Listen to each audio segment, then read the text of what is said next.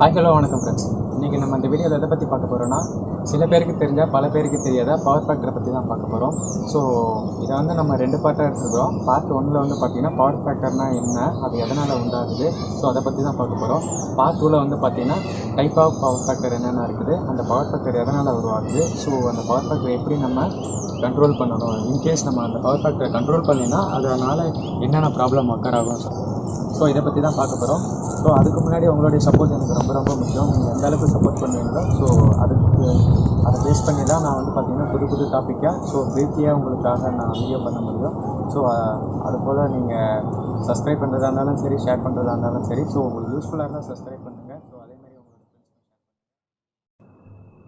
பொதுவாக பவர் ஃபேக்டர்னால் எப்படி சொல்லுவாங்கன்னா, P = V/I cos πம்பாங்க.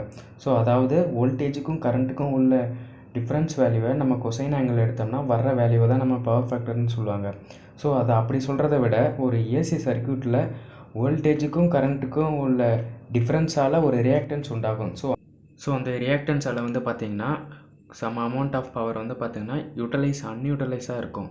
அன்யூட்டிலைஸ் மீன்ஸ் வேஸ்ட்டாக இருக்கும். ஸோ அந்த வேஸ்ட் ஆகிற பவருக்கு தான் நம்ம பவர் ஃபேக்டர்னு சொல்கிறோம்.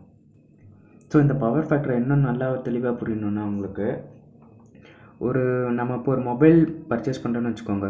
ஸோ அந்த மொபைலுக்கு நம்ம மொத்தமாக 27,750 ரூபா இப்போ நம்ம கட்டுற மாதிரி இருக்குது. ஆனால் அந்த ஒரிஜினலான அந்த மொபைலோட ப்ரைஸ் வந்து பார்த்திங்கன்னா வெறும் 25,000 தான்.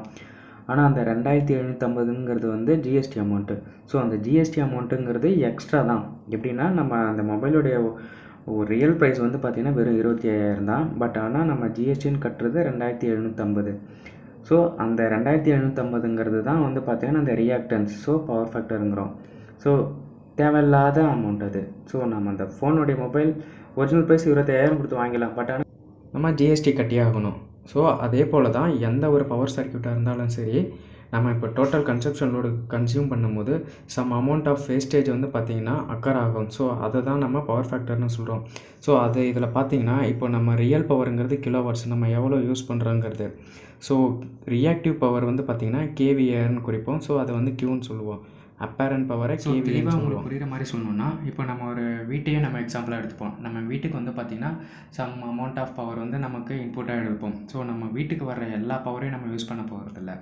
ஸோ வீட்டில் வந்து பார்த்திங்கன்னா இப்போ டிவி, ஃப்ரிட்ஜு, வாஷிங் மிஷின் எல்லாம் யூஸ் பண்ணிகிட்ருப்போம் லோடாக. ஸோ அதில் வந்து பார்த்திங்கன்னா எல்லா லோட்லேயும் சம் அமௌண்ட் ஆஃப் பவர் வந்து பார்த்திங்கன்னா லாஸஸ் ஆகும். ஸோ அது எதனால் ஆகுதுன்னா, இப்போது இன்சுலேஷன் ரெசிஸ்டன்ஸ், தெர்மல் ஃபேக்டர்னால் இப்போது ஹீட்டாக வருது, ப்ளஸ் லூஸ் கனெக்ஷன். ஸோ இது போல் காரணத்தால் தான் சம் அமௌண்ட் ஆஃப் பவர் வந்து பார்த்திங்கன்னா வேஸ்ட் ஆகும்.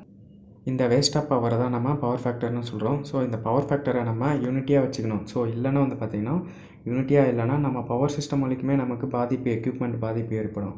ஸோ அதனால தான் மேக்ஸிமம் வந்து பார்த்திங்கன்னா பவர் ஃபேக்டரை 0.9ல் மெயின்டைன் பண்ண சொல்லுவாங்க.